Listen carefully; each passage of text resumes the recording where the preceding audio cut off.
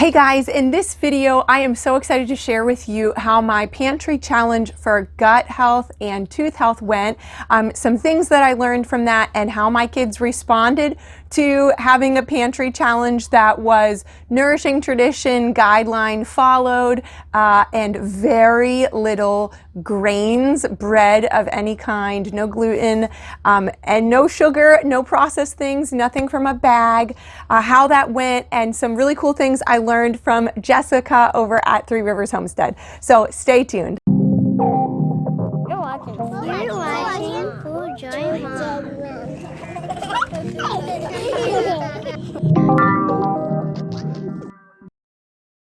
Hey guys, thanks so much for stopping back for another video. Today I have myself perched by the sunniest window. It's not sunny, it's actually just light. It is so overcast today that I can't even see the mountain view in front of us. You know, central Pennsylvania, lots of mountains.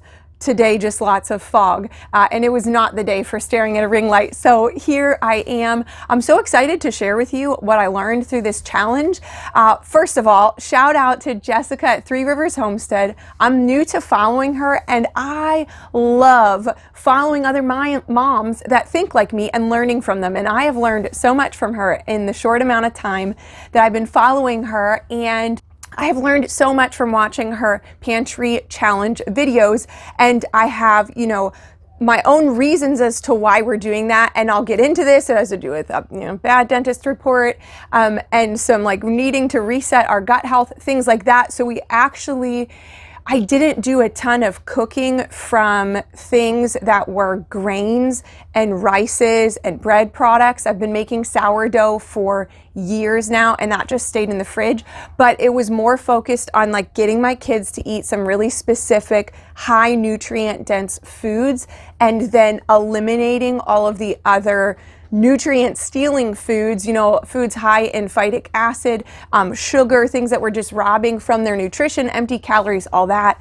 So it has been, let's see, today is January 18th. So it's been almost 3 weeks, and I'm getting ready to go shopping.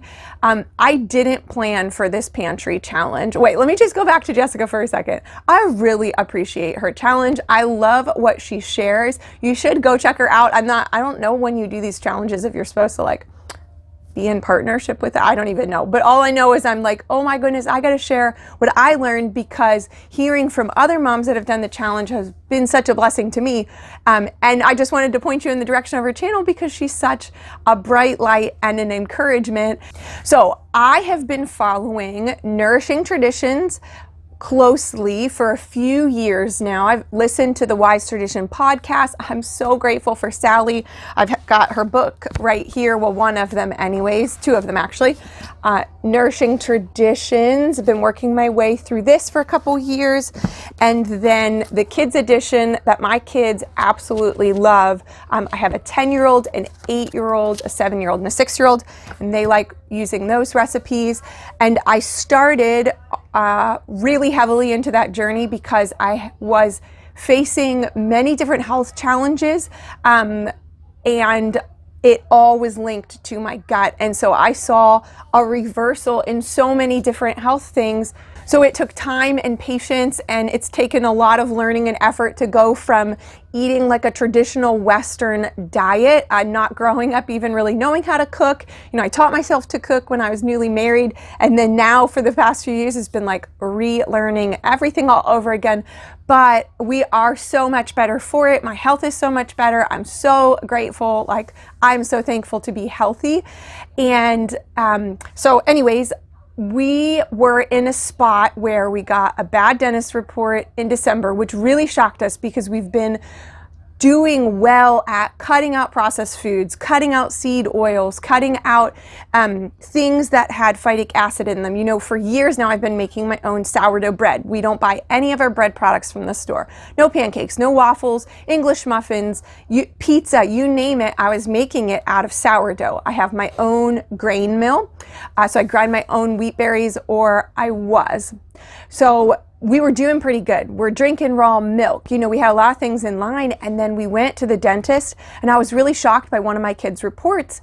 And it just, took me a minute to get over. But then after that, I was like, you know what? We're going to leave this as motivation to just go to the next level without stress and without fear. And so I just dove back in to listening to Wise Tradition podcasts, to, seeing what Dr. Price had to say about teeth health, finding some old books that I had, looking into Nourishing Traditions again, and then taking an honest look at what I was feeding my kids. And even though we were a gluten-free house and we weren't eating tons of things from a package, and I was making all of our meals from scratch. I'm a homeschool mom. We eat all 3 meals here. I was doing sourdough, but really my kids were still getting full on empty nutrition. Like, sure, maybe I was using sourdough to make the pancakes, but I had fallen off the bandwagon for grinding flour when we moved. So I was using store-bought flour. So maybe I was eliminating the heavy gluten load in their foods, but there wasn't nutrition in it. It's store-bought flour. There was no nutrition there. So they had gotten their taste buds accustomed to pancakes and waffles a couple times a week, English muffins, bread, toast, all of those things, and their bodies had stopped craving healthy foods. So we have done such a turnaround. We have not shopped as in the sense of doing any bulk shopping since sometime in December. And this was kind of like a surprise, unplanned thing, but it has worked out so well because I am a person that stocks up my dry goods at the house. We don't have a basement, but the back end of our house tends to stay colder. So I have shelves there where I keep bulk wheat berries, flour, oats, all of my dry goods are back there. And so I really was stocked up. We have a freezer full of meat, things like that. And so it's been great because the only thing we've gone shopping for is our raw milk that we get from a local farm every week, eggs. I had butter frozen. You can freeze butter. And that worked out really well to have some frozen butter to pull from. And then cheese. We would purchase some cheese. And it was really neat to see that I was well stocked and we didn't run out of most things that we needed. And the other purchase we made was from a local orchard. We were able to get 2 huge bags of bulk apples and really eat through those. So we have done for 3 weeks now, nothing packaged, almost no sugar, and almost no grains. I have some gluten-free pasta. We've done that twice, or maybe we did it about once a week. And then from Jessica at Three Rivers Homestead, we bought a tortilla press and we figured out how to make corn tortillas. I think I'm going to switch them to sprouted flour when we go back to eating some grains. But the corn recipe was so good, and the tortilla press, I highly recommend. It was on sale on Amazon for $17 and it is worth every penny. We tried it one day with the plates and yes, the plates work. Yes, a rolling pin works, but oh my goodness, if you're going to eat tacos with tortillas, just get the press. So we were already attempting to have the kids on a daily basis drink things like bone broth and kefir. In December, the kids got pretty sick with a cold, piggybacked on a stomach bug. And then I ended up getting sick, and it all worked out for good because while I was sick, the kids were on the mend, and my husband was able to sort of come in and be a new presence in the house that was just drink the bone broth and get it down. So for my littlest, what we did was we give everybody just a little mason jar, the smallest size mason jar full of bone broth every day. And for the littlest one, she would use a syringe to drink it. And then she progressed from, ew, this is gross, I don't like it, I don't want it, using this syringe. I would have to syringe feed it. She's 6 and I'm syringe feeding her bone broth, but it's bone broth, so you don't care. And then she progressed to just drinking it on her own. All the other kids, they started with coming to the table and fussing about it. And presently, for at least a week or so now, so in less than a month's time, they come and they drink it right away because they know, I usually call them to do it when they're in the middle of something that they want to go back to. So they want to get it down quickly. And then they want to get it down quickly so that they can go back to what they're doing. So that has worked out great. I am making my own kefir from grains that I bought from Cultures for Health and the raw milk that we get from a local farm. We're in Pennsylvania, so that's legal, and I'm so grateful. So milk, we are doing the kefir. I'm not making much else with the milk. We're just drinking it. But 2 of my children don't like milk. And milk is a huge deal for our family because we, don't have any allergies. Everyone tolerates raw milk phenomenally. No one has any reactions to it. It's so, so healthy for your body. Kids need it, all that fat for their brain development. I talked about Nourishing Traditions. Well, I'll go with it anyways. Okay, so milk. What we decided to do is for the kids, for all the kids, but specifically for the kids that were not wanting to drink milk, we are putting like the tiniest bit of some really healthy chocolate syrup in there, and they're drinking it. So yes, that's one of the small ways that we're allowing a tiny bit of sugar into their diet. But my daughter is learning to acquire a taste for milk, which is what we want because milk is so healthy for them. And then the kefir, nobody drinks it straight except for me. So I'm putting it in fruit smoothies for them throughout the day. I'm not doing the full liquid amount in kefir yet. I've been doing half kefir and half raw milk. And then again, I'm happy for them to be having the raw milk. Of course, kefir is superior because it's the raw milk with the probiotics. But everything has been a progression. I actually have a video coming out about how I'm getting them to take fermented cod liver oil. Oh my goodness, can I repeat that? I have a video coming out about how small children are taking fermented cod liver oil. So please subscribe and be on the lookout to that. I am so grateful for that. And then breakfast was another big, really hurdle to overcome because I know that this is not awesome timing with eggs, but you know what? We weren't doing any other shopping, and eggs are so important for my kids' nutrition that we don't really care what the price is right now. We're grateful that we have room to afford it because of not buying things out of bags. So my kids are normal kids. They are not in love with eggs. They do eat them, but they don't love them. And before we did this challenge, they complained anytime we had to have eggs. Why? Because the other options were waffles or pancakes or English muffins that I was making that had no nutrition in them. Yeah, they didn't have gluten, but they didn't have any nutrition in them. So it took them a little bit of time to not complain. And one of the things we found that was helping was we added in that little bit of chocolate syrup to breakfast milk only, and the ones that already like milk were very happy to have this little bit of chocolate, and we said, hey, this is as a reward for you to continue to eat just eggs for breakfast. Now, before I ran out of potatoes, I had awesome potatoes from a local farm that lasted me months, even not in a cold cellar, just in the back of our house. I bought them the end of August, beginning of September, 2 huge boxes. I think they're considered half bushels, and they lasted until the end of December. So sometimes I would do potatoes with the eggs, but for the most part, just eggs. And then on the weekends, I have a recipe from Farmhouse on Boone that is for pumpkin oatmeal blender pancakes, is how she has them listed. And they are so delicious. You ferment the oats overnight, so there's less phytic acid in them. And we started doing that on just Friday and Saturday. Or I'm sorry, we started doing it on Saturday and Sunday to give them something to look forward to. So I double the recipe that Farmhouse on Boone has, and she makes it in her blender.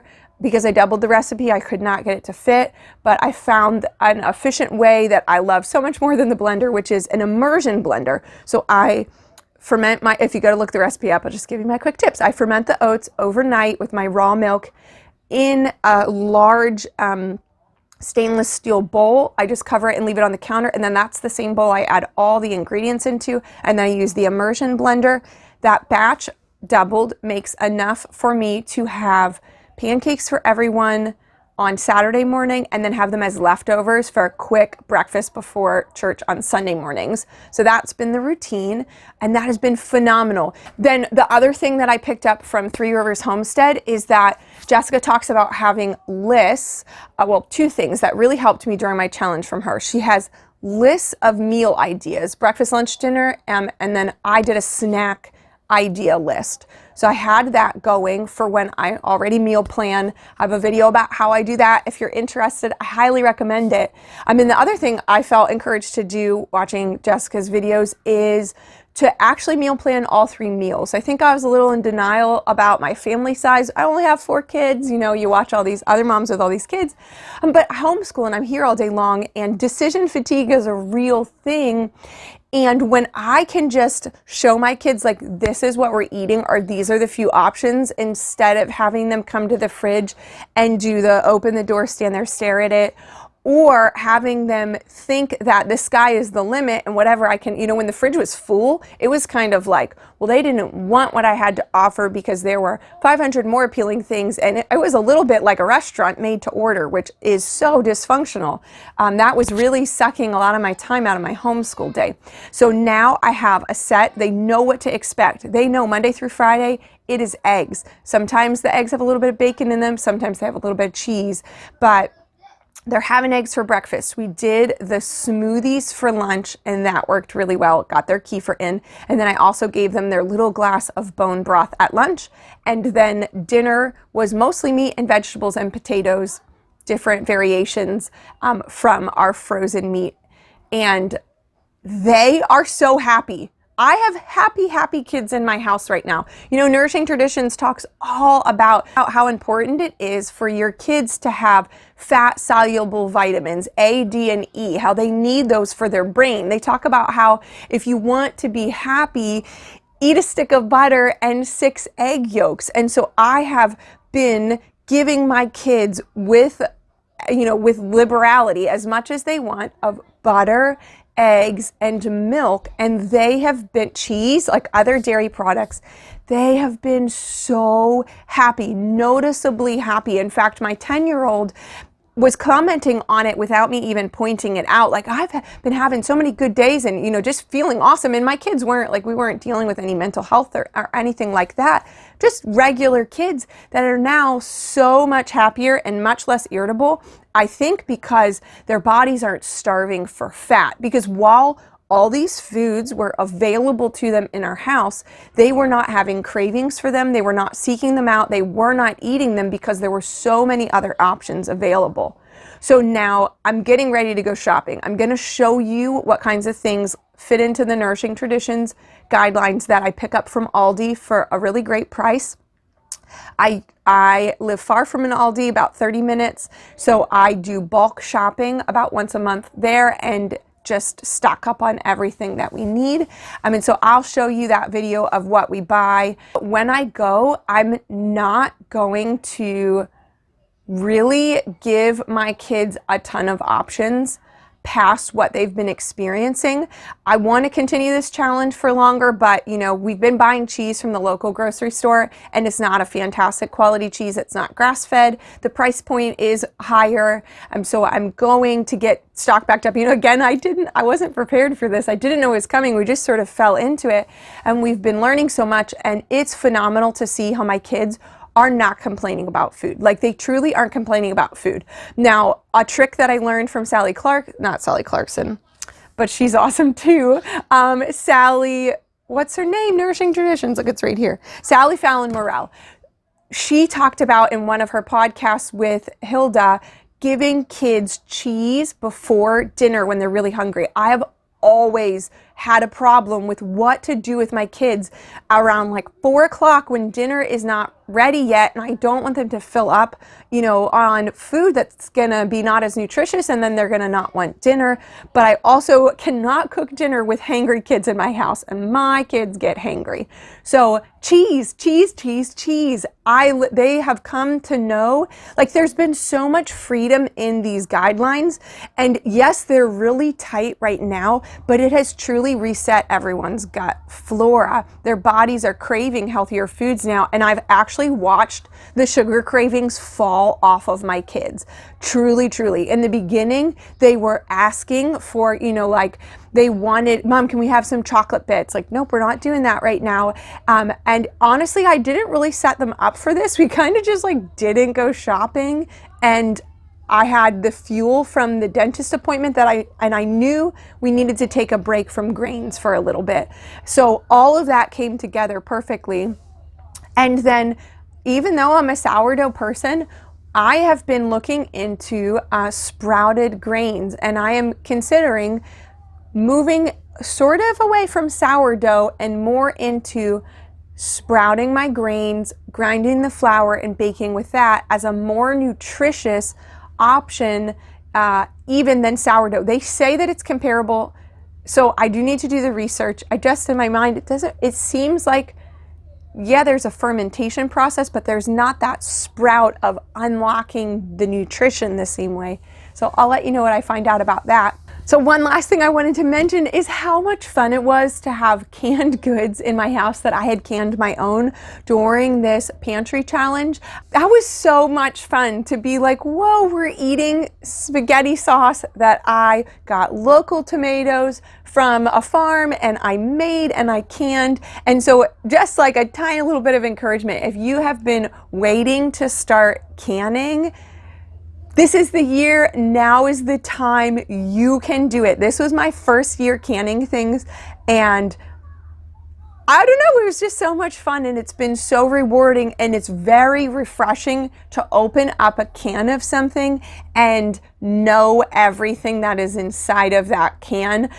My kids have learned to like our canned green beans because I ran out of all other frozen vegetables, and they weren't a fan of the flavor of the canned green beans. They're used to fresh or frozen.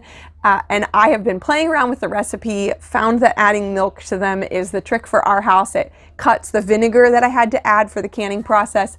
And anyways, I hope that this video blessed you and encouraged you. If you are new here, I'll just introduce myself like really quick so you can know if you'd like to subscribe or not. Either way, thanks so much for stopping by. But my name is Dawn Marie and I am a homeschooling mom. Like I said, I have 4 kids and we live in the mountains of Pennsylvania. If you go back far enough on my YouTube videos, you'll find Florida in there and a beautiful retention pond with an 8-foot alligator. My channel is to encourage moms, number 1 in their faith, but then number 2 also with really practical ways of how to, do mom life and find joy in it.